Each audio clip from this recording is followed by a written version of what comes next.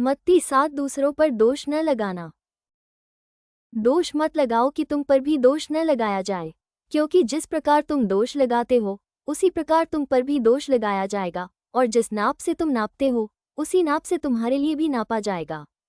तू क्यों अपने भाई की आंख के तिनके को देखता है और अपनी आंख का लगा तुझे नहीं सूझता? जब तेरी ही आंख में लट्ठा है तो तू अपने भाई से कैसे कह सकता है, ला मैं तेरी आंख से तिनका निकाल दूं? हे कपटी, पहले अपनी आंख में से लट्ठा निकाल ले, तब तू अपने भाई की आंख का तिनका भली भांति देखकर निकाल सकेगा। पवित्र वस्तु कुत्तों को न दो और अपने मोती सूअरों के आगे मत डालो, ऐसा न हो कि वे उन्हें पांवों तले रौंदें और पलटकर तुमको फाड़ डालें। मांगो तो पाओगे, मांगो तो तुम्हें दिया जाएगा, ढूंढो तो तुम पाओगे, खटखटाओ तो तुम्हारे लिए खोला जाएगा। क्योंकि जो कोई मांगता है उसे मिलता है, और जो ढूंढता है वह पाता है, और जो खटखटाता है उसके लिए खोला जाएगा।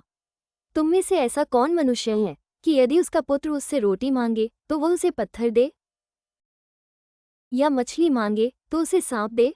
अतः जब तुम बुरे होकर अपने बच्चों को अच्छी वस्तुएं देना जानते हो, तो तुम्हारा स्वर्गीय पिता अपने मांगने वालों को अच्छी वस्तुएं क्यों न देगा?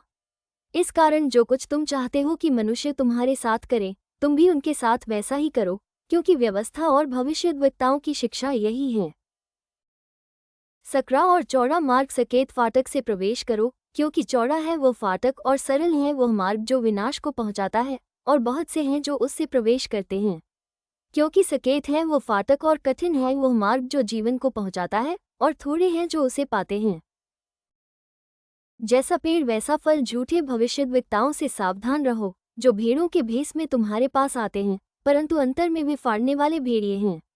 उनके फलों से तुम उन्हें पहचान लोगे। क्या लोग झाड़ियों से अंगूर या ऊंट-कटारों से अंजीर तोड़ते हैं? इसी प्रकार हर एक अच्छा पेड़ अच्छा फल लाता है और निकम्मा पेड़ बुरा फल लाता है। अच्छा पेड़ बुरा फल नहीं ला सकता, और न निकम्मा पेड़ अच्छा फल ला सकता है। जो पेड़ अच्छा फल नहीं लाता वो काटा और आग में डाला जाता है। इस प्रकार उनके फलों से तुम उन्हें पहचान लोगे। जो मुझसे हे प्रभु कहता है, उनमें से हर एक स्वर्ग के राज्य में प्रवेश न करेगा, परंतु वही जो मेरे स्वर्गीय पिता की इच्छा पर चलता है।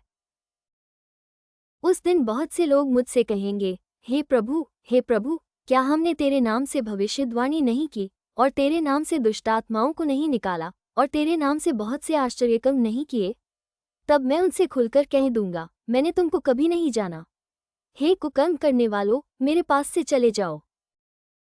घर बनाने वाले दो मनुष्य बुद्धिमान और मूर्ख, इसलिए जो कोई मेरी ये बातें सुनकर उन्हें मानता है वह उस बुद्धिमान मनुष्य के समान ठहरेगा जिसने अपना घर चट्टान पर बनाया। और मेघ बरसा और बाढ़ें आईं और आंधियां चली और उस घर से टकराईं, फिर भी वो नहीं गिरा, क्योंकि उसकी नींव चट्टान पर डाली गई थी। परंतु जो कोई मेरी ये बातें सुनता है और उन पर नहीं चलता, वो उस निर्बुद्धि मनुष्य के समान ठहरेगा जिसने अपना घर बालू पर बनाया।